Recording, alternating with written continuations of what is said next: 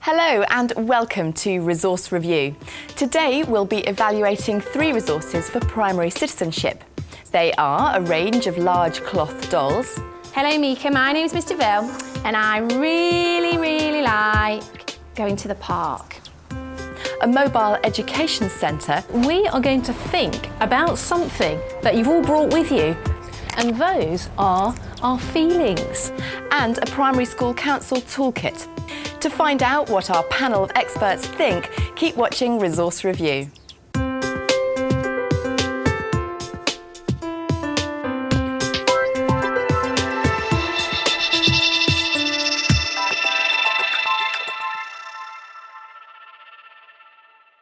Recommending today's resources is Mandy Davies, Primary PSHE Advisor to Staffordshire Education Service.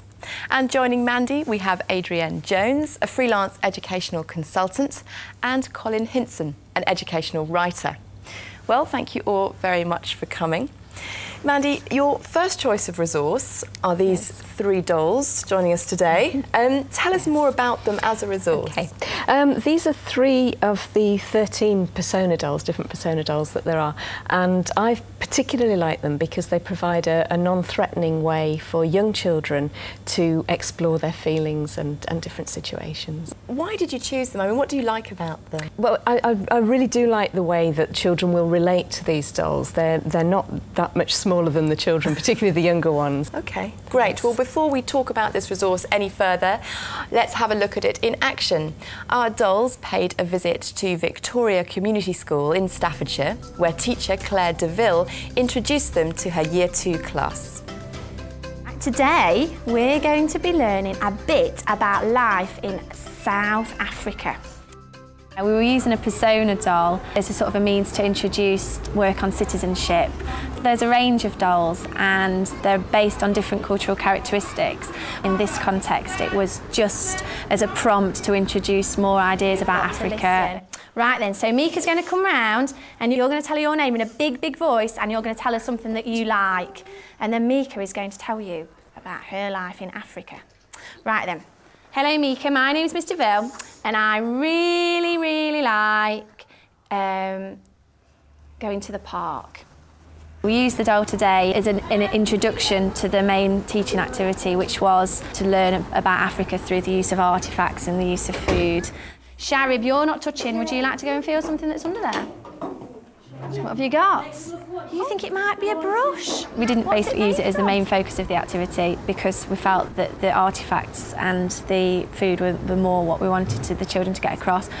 But in a forthcoming session, we'll find out more about home life, and so we'll use it as a stimulus. To have a think about something that you found out today about things that happen in Africa, and I want you to tell Mika when we pass around the circle. I think that the idea of the doll is excellent because you can really get something that's appropriate for the topic or theme that you're concentrating on. The disadvantages of the doll are perhaps the children find their face slightly unusual. They're not quite as realistic as they possibly could be. You like to taste the banana, goodness me. Right, children. Persona dolls are a really good way of introducing citizenship into schools, but they are very expensive.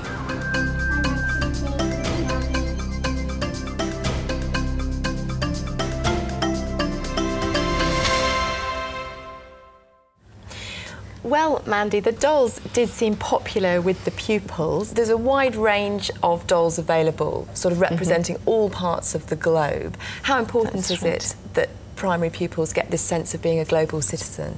It's really important for them. The children themselves are coming from a very wide range of backgrounds themselves, and it's really good for them to be able to explore that further.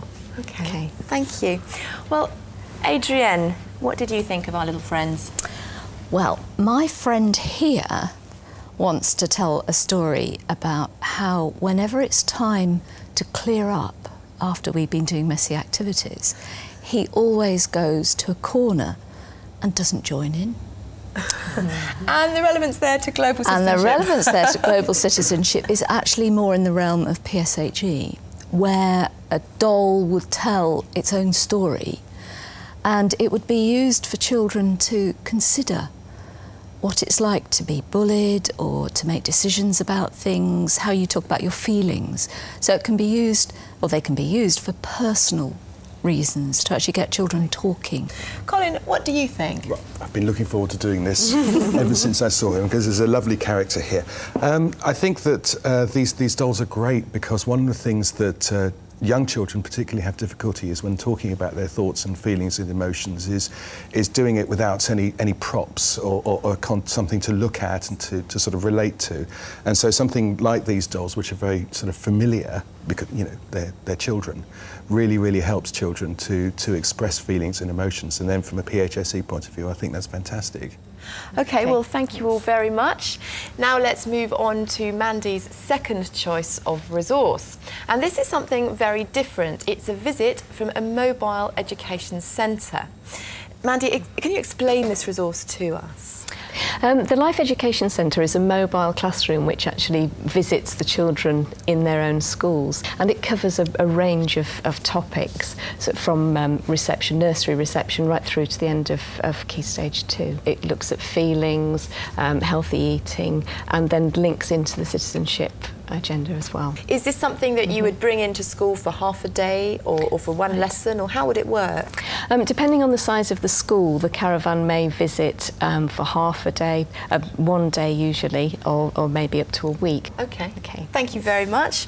Well, when one of these mobile classrooms visited St Edward's School in London, we tagged along to see how teacher Hannah Lister and her class got on with it.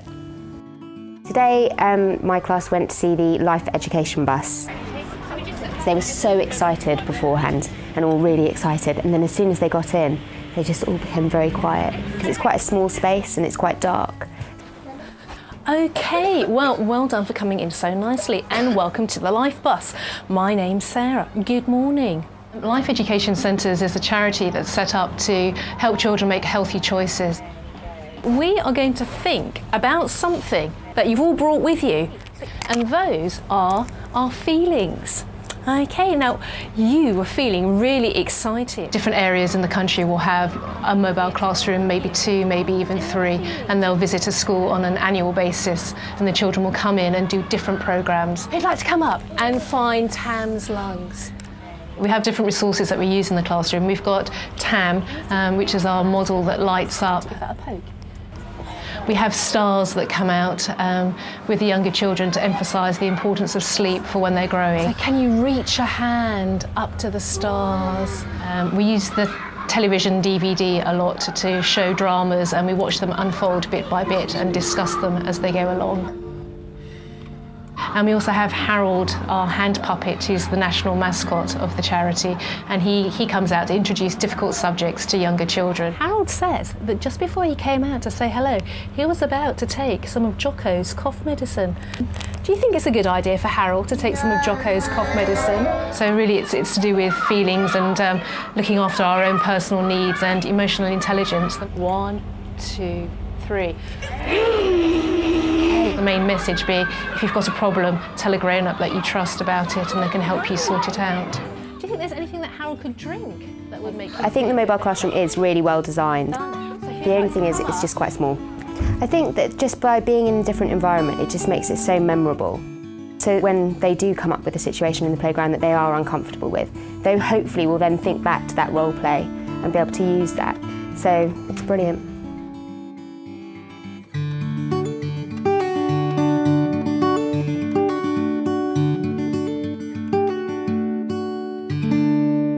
Well, Mandy, I love the look of the Life Education Centre, but I mean, I understand the prices vary, but if you were to bring it into school for a week, it could cost over £1,000. So that's a big investment. It is a big investment, but the teachers who use the Life Education Centre do find that that investment is really worth it. And there are lots of ways of helping with the funding. In some areas, the Drug Action Team or different charities will help to fund the programme so that the school doesn't have to bear the cost fully. Colin, what did you think of this resource? It was lovely. I mean, I had a little worry when I was sort of reading about it and finding out about it. I had a little worry about isn't this something that can just be done in the classroom anyway? Why bring along the Life Education Centre into the school? But on the video, catching the excitement of the children, and then the teacher saying, you know, clearly that they will remember this, you know, because of the experience of going into this caravan and talking to the facilitator there is an experience that they'll always remember, and the message that is being put across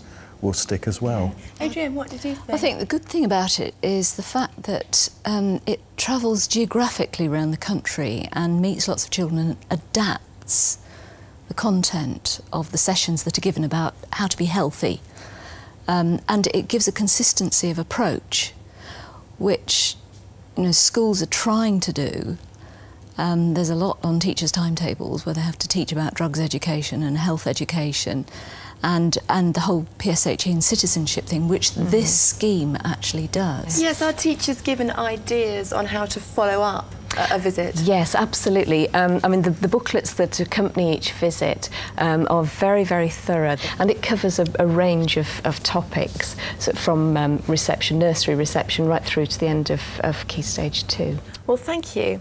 Now let's move on to the third resource, which is from the School Councils UK, and it's the Primary School Council's Toolkit. Mandy, explain this resource to us. Right. I find this resource is really useful for schools when they're trying to establish an effective school council. What are the two aspects of the resource that we've got here? Right. This is the basic primary toolkit, so that if a school wanted to set up a school council, it actually goes through the process that the children need to work through.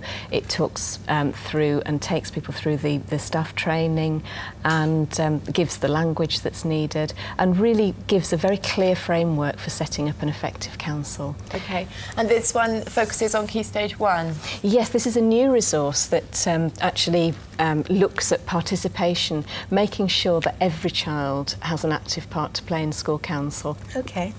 What do our panel think? Colin, is this going to help school councils? Well, I think so, and certainly I was very impressed by the fact that there's a teachers pack in there with training materials for teachers and so on, because I suspect that when school councils are set up, there's not much material that's actually available for teachers themselves. Adrienne? Well, there's also some little books for pupils, which are very colourful, you know, very attractive. They've got stickers in the back there, well illustrated, and give a sense of ownership. I mean, I would imagine these would be given individually. That's right, to yes. each Schools child. can buy those and actually give those to the pupils independently. But I must say there's an awful lot of reading for teachers in the teachers' pack. Yes, I think what's really good about the pack is that it encourages schools to hold training sessions, and so a lot of the materials will be explored in that way rather than just reading through. Well, I'm afraid that's all we've got time for today, but to summarise, the three resources that we looked at were the Persona range of dolls from Persona Dolls Training UK, Life Education Centres from the Life Education Centres charity, and finally, the Primary School Council's Toolkit, published by the School Councils UK. For more information about all of the resources featured on today's programme, and to post your own comments about other resources for primary citizenship, go to our website. It's teachers.tv/resource review. If you want to, email us, resourcereview@teachers.tv. So a very big thank you to our panel, to Mandy, to Adrienne and to Colin. Thanks for joining us, and we'll see you next time on Resource Review. Bye-bye.